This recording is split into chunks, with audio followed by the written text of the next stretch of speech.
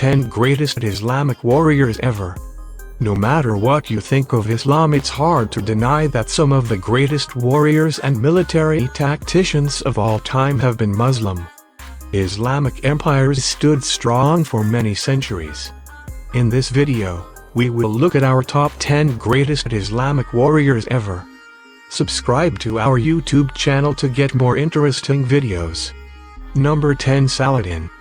With the full name of An-Nasir Salah ad-Din Yusuf ibn Ayyub, it's easy to see why he became more well known as Saladin.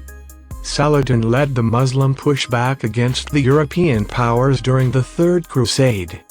And he led it successfully. He was the king of both Egypt and Syria. He was gifted with the ability to bring together separate Muslim communities so that a combined pushback was possible. After successfully driving the Christian armies out of Palestine, he did the unthinkable. Number 9. Malik Ambar. Malik Ambar's story is incredible. Sold into slavery as a child, he would eventually become one of the most successful military commanders in India. He was originally from India, but his parents sold him to Islamic traders in India.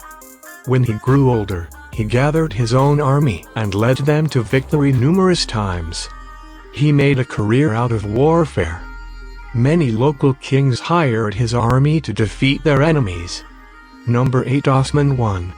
Osman I was the leader of a group of Islamic warriors who founded the Ottoman Empire. The Ottoman Empire grew rapidly and stood long. In fact, it stood for over 6 centuries and only met its demise after the First World War.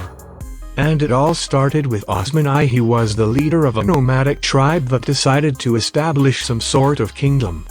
He took advantage of the many Islamic warriors fleeing the encroaching Mongol hordes. Number 7. Abd el-Karim.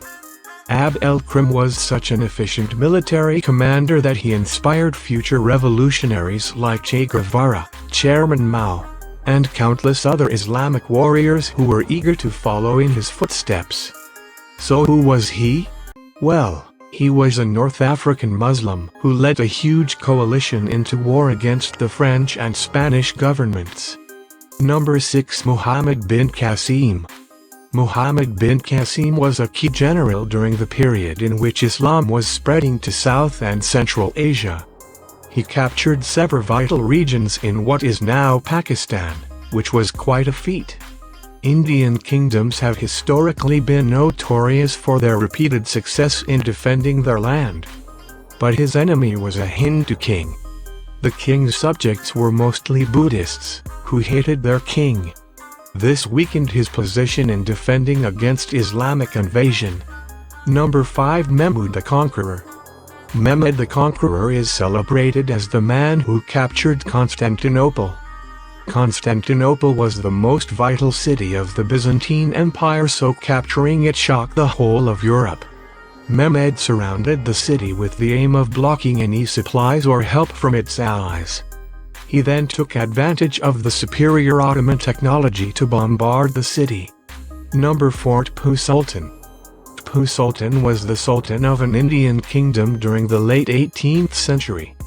Tipu Sultan was such a well-respected leader that Napoleon approached him for help in fighting the British. This suited the Sultan well, as he was a lifelong enemy of the British East India Company. He is noted for his use of rocket weaponry against the British during the Anglo-Mysore War, which ended as a complete disaster for him as he died in battle. Number 3. Nader Shah. Nader Shah was the Persian Shah between 1736 and 1747. He is remembered as one of the greatest military tacticians in Iranian history. This extends to the point where many see him as the Iranian Napoleon.